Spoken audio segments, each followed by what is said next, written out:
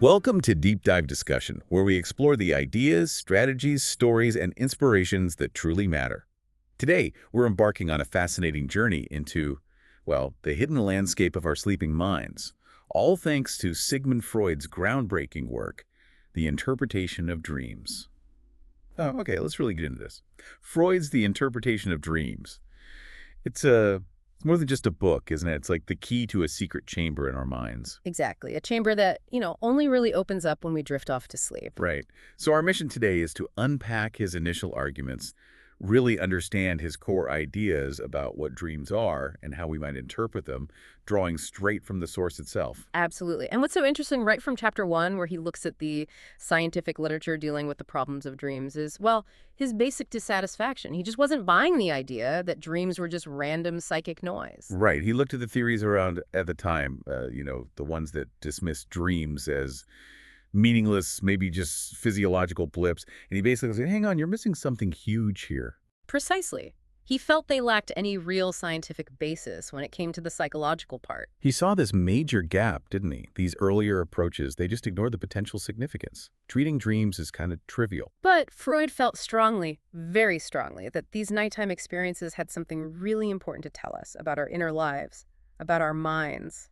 So his big, bold assertion right at the start was, dreams aren't just a jumbled mess. They are, in fact, meaningful psychological events. And that wasn't just a guess, it was the absolute foundation for his whole theory. It drove his call for a properly scientific way to approach them. He was really pushing for a rigorous method, wasn't he? Moving beyond just speculation into actual psychological science. Absolutely. And for you listening, if you're keen on really understanding things thoroughly, this focus on a scientific basis is key.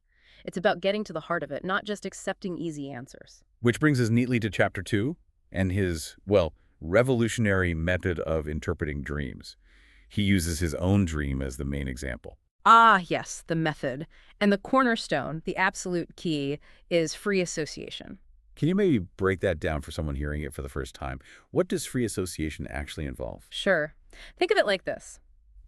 You grab an element from your dream, maybe an image, a feeling, whatever stands out, and then you just let your mind drift.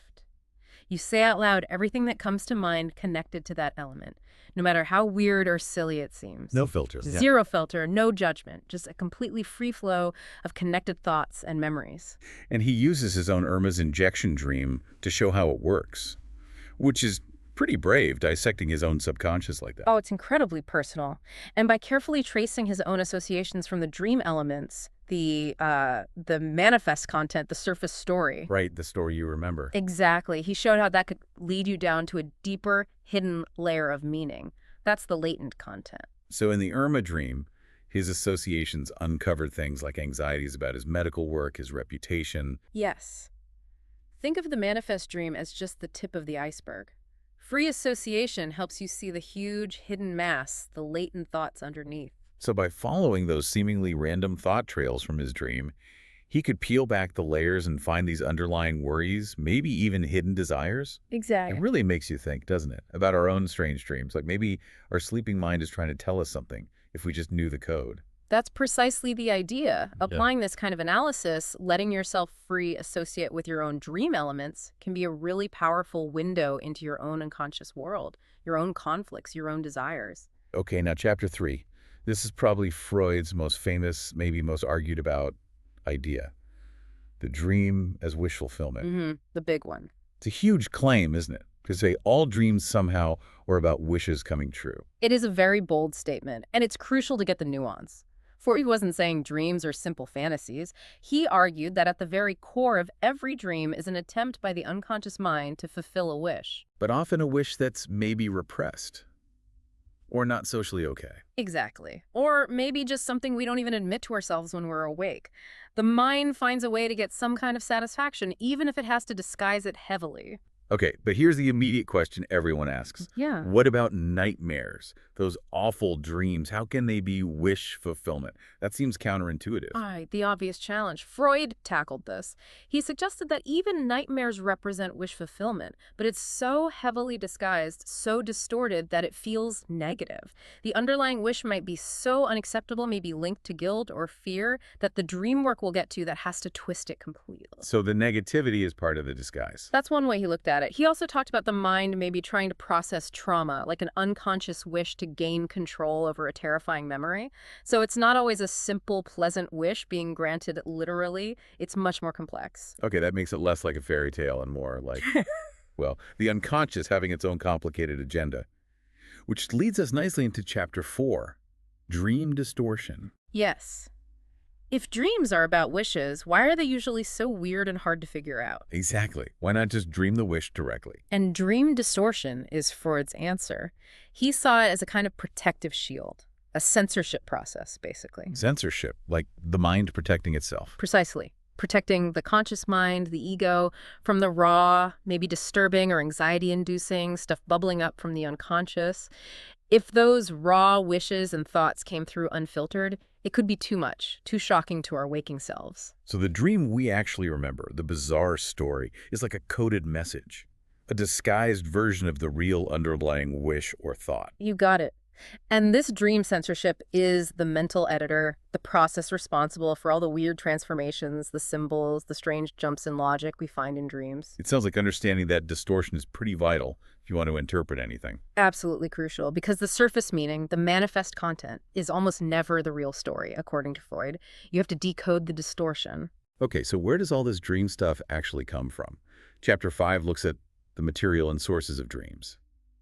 It's not just conjured out of nothing, right? Right. Freud argued that dream content is woven together from all sorts of threads. Recent experiences from your day, yes, but also deep childhood memories.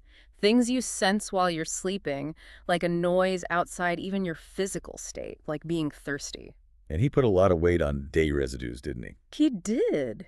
Those little leftover bits from the previous day, seemingly unimportant things. Like a random comment someone made or something you glanced at? Exactly. That fleeting thought, that unresolved conversation, an image you saw, these scraps from the day, can act as triggers or get woven into the dream's narrative, sometimes directly, sometimes symbolically. It's fascinating how the mundane stuff from yesterday can mix with these really deep old memories in a dream. It really is. And it means that thinking about what happened in the day or two before a dream can give you some useful clues when you're trying to understand it. Those day residues are often the starting point for the dream work. Right, the dream work. That brings us to Chapter 6. This is where Freud gets into the nitty-gritty, the actual psychological mechanics that turn the hidden thoughts into the dream we experience. Yeah, this is like looking under the hood. The dream work covers the unconscious processes that actively transform the raw, latent material, the wishes, the thoughts, the memories, into the manifest dream story. He identified some key mechanisms. Okay, let's break those down. First up, condensation. What's that about? Condensation is like psychic compression. Multiple unconscious ideas, feelings, people, impulses, they can all get squashed together and represented by a single element in the dream. So one dream image could stand for several different things at once. Precisely. It's very efficient in a way, packing a lot of hidden meaning into one symbol or figure. Like you might dream of a person who looks like your boss but acts like your father, representing your complex feelings about authority, perhaps. Okay, got it. Like a composite sketch. Then there's displacement. That sounds like shifting things around. That's a good way to put it. Displacement takes the emotional charge, the importance, from a truly significant unconscious idea or person and shifts it onto something seemingly minor or neutral in the dream. Why would it do that?